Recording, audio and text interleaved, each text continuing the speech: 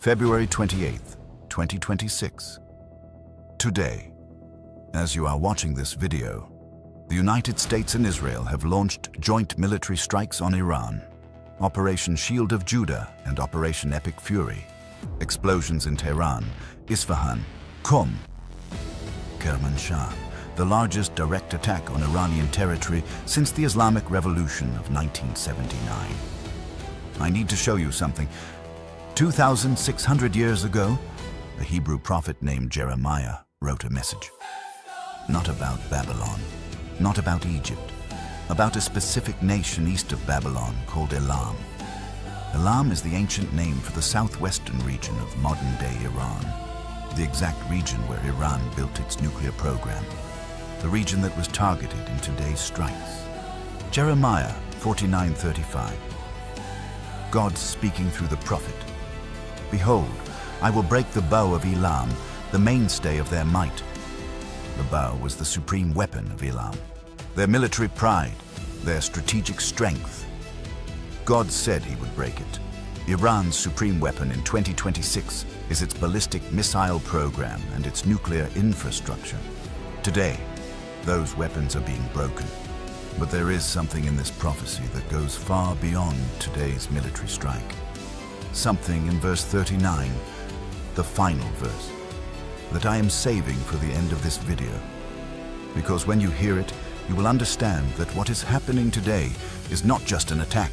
It is the beginning of something God promised would happen in the latter days. Stay with me. Elam, an ancient kingdom located east of Babylon, between the Persian Gulf and the Zagros Mountains. One of the oldest civilizations in recorded history.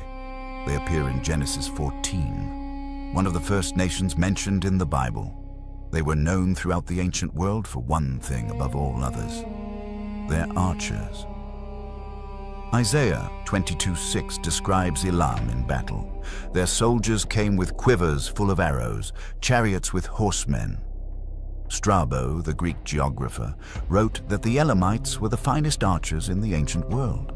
Their bow was not just a weapon, it was their identity, their power, the source of their military dominance. I will break the bow of Elam, the mainstay of their might. In modern language, I will destroy the weapon that defines their military power. Now look at the map. Ancient Elam, southwestern Iran, the Persian Gulf coast, the Zagros mountain range. This is precisely where Iran built its nuclear reactor, Bushehr, on the coast of the Persian Gulf, in the ancient territory of Elam, and the city of Isfahan, one of the primary targets in today's strikes, sits at the eastern edge of ancient Elam. Isfahan is where Iran's uranium conversion facility is located, where they processed nuclear fuel. Jeremiah wrote about breaking the bow of Elam. Today, the United States and Israel are targeting Iran's missile launchers and nuclear infrastructure in the same geography, 2,600 years later. Did you know that Iran's nuclear facilities are built on the ancient territory of Elam, the exact nation Jeremiah prophesied against in chapter 49? Comment yes or no, because this geographical connection is something most people watching the news today have no idea about. Jeremiah 49:36. I will bring upon Elam the four winds from the four ends of heaven, and I will scatter them to all those winds, and there will be no nation to which the outcasts of Elam will not go. The four winds, a total scattering. No nation on earth without Iranian exile. In 1979, the Islamic Revolution seized power in Iran, and in the years that followed, millions of Iranians fled to the United States, to Europe, to Canada, to Australia, to South America, to Israel itself. Today, the Iranian diaspora numbers approximately 8 to 9 million people. They are on every continent, in virtually every country with a significant population.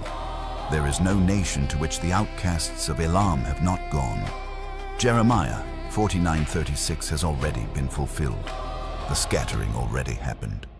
Starting in 1979, continuing through decades of repression, and accelerating after the massive anti-regime protests of 2025 and 2026, which saw tens of thousands killed by their own government.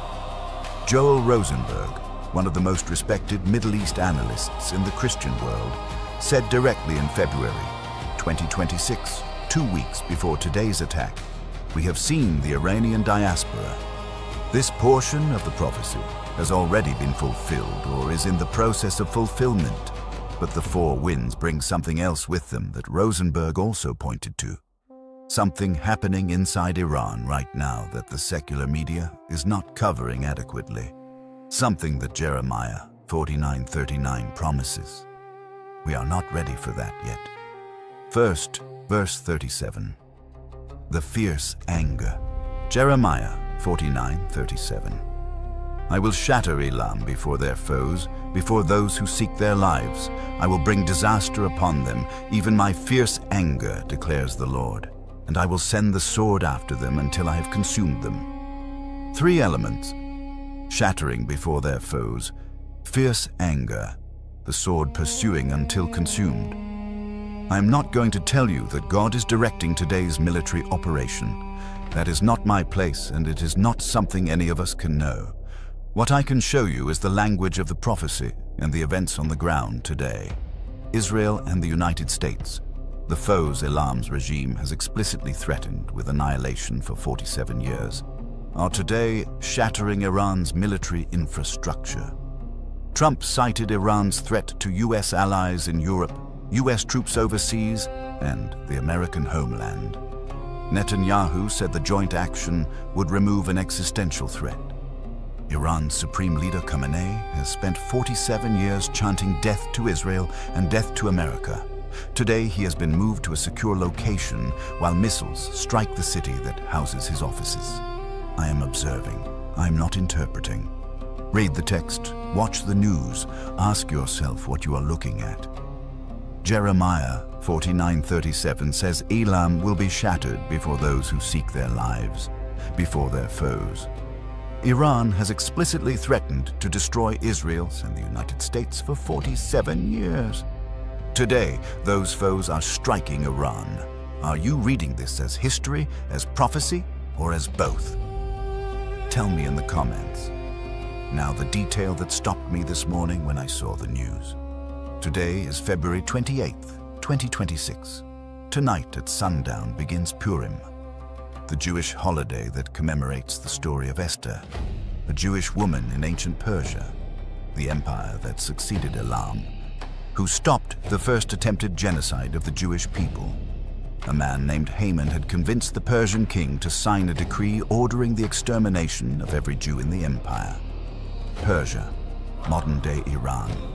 The attack on Iran began today, on Purim, the feast that commemorates Israel's miraculous survival from a Persian death decree, on the same calendar day in 2026. Wikipedia noted this morning, and I am quoting directly from a source published within hours of the attack, that the timing of the attacks is symbolically meaningful in Judaism as it is done ahead of the upcoming Jewish holiday of Purim. In our last 2 videos, we covered the blood moon of March 3rd, which also falls this week, solar eclipse on February 17th, blood moon on March 3rd, and now the attack on Iran beginning on Purim, February 28th. 3 events in 14 days, all with deep biblical resonance, all happening in the same week. I am not telling you what to conclude. I am showing you the calendar. The attack on Iran began on Purim, the feast commemorating Israel's survival from a Persian death decree. Iran is modern Persia. Is this a coincidence? Comment below.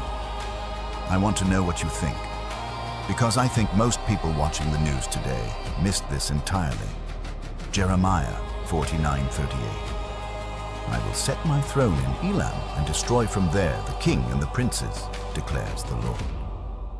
The throne, not a military base, not a political capital. O throne. In biblical language, God's throne represents his direct authority, his active sovereign presence in a nation. When God sets his throne in a place, it means he is claiming that territory for his own purposes. Trump said today, addressing the Iranian people directly, "The hour of your freedom is at hand. When we are finished, take over your government." Netanyahu said the joint action will create the conditions for the brave Iranian people to take their fate into their own hands. Both leaders are describing regime change, the removal of the king and the princes, the language Jeremiah uses in verse 38. But God's throne in Elam is not just political. Rosenberg said in February 2026, 2 weeks before today, that what God is saying in verse 38 is that he is going to put the spiritual epicenter of Christianity in Iran, not in Jerusalem, in Iran.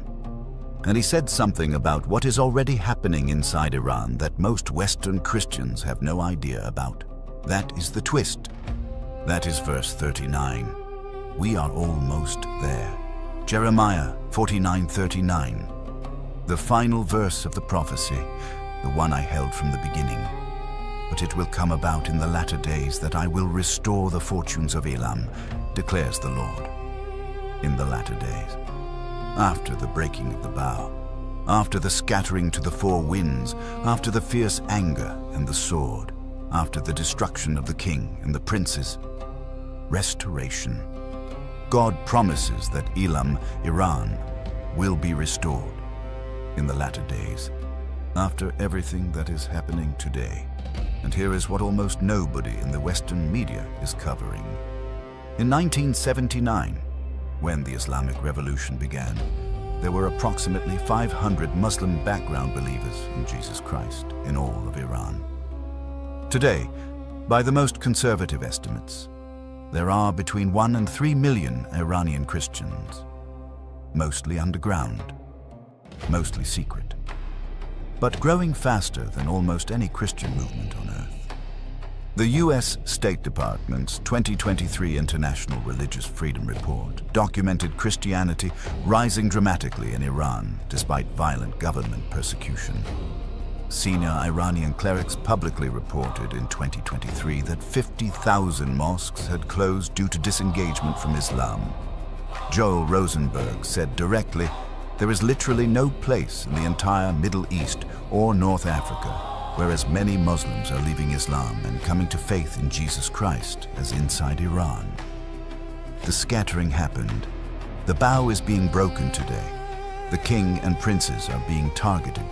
And inside Iran, even while missiles fall on Tehran, a spiritual movement is underway that fulfills the last promise of Jeremiah 49. The restoration of Elam, not political, spiritual, God's throne being set in the nation that has chanted death to Israel for 47 years. Jeremiah 49 contains a complete sequence: scattering, military destruction, regime change, and then restoration and spiritual revival in the latter days.